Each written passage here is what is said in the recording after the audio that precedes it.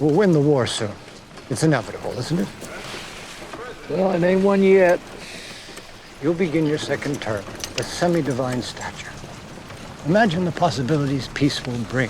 Why tarnish your invaluable luster with a battle in the house? It's a rat's nest in there. It's the same gang of talentless hicks and hacks who rejected the amendment 10 months ago. We'll lose. I like our chances now.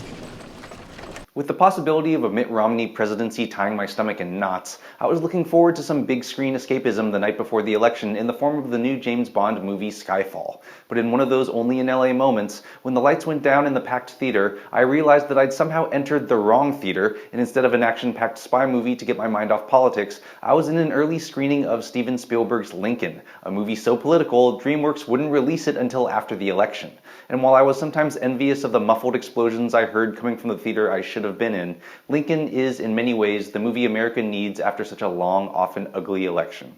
Based partially on Doris Kearns Goodwin's 2005 bestseller Team of Rivals, Lincoln follows a graying, weary Abraham Lincoln played by Daniel Day-Lewis who's just been re-elected but is worn down by the brother-on-brother brutality of the Civil War. But with the Union gaining the upper hand and the South considering a face-saving deal, Lincoln has enough energy and conviction to make a push to end slavery in the United States once and for all. But the risks are enormous, possibly prolonging the war, shattering the fragile coalition within his own party, and empowering his Democratic opposition.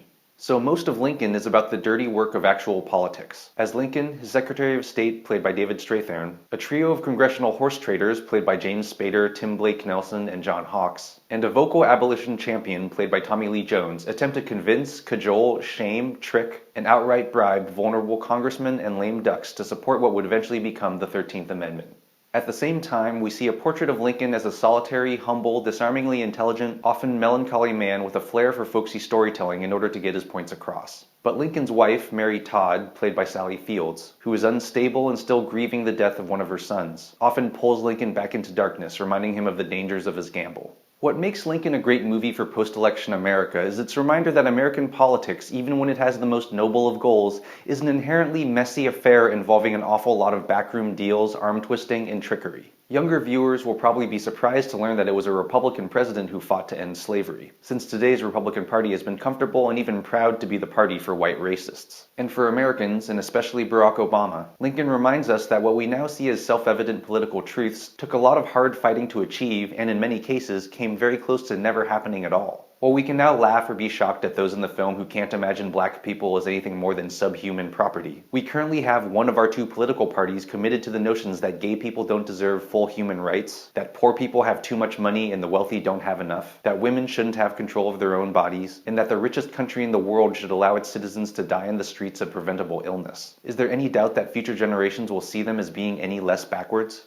Obama certainly faces significant challenges, but are they any bigger than those faced by Honest Abe?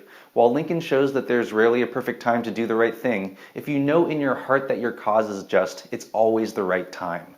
And I hope Lincoln and Obama inspire us to do the right things for this country right now. I'm Jonathan Kim, and this is a ReThink Review.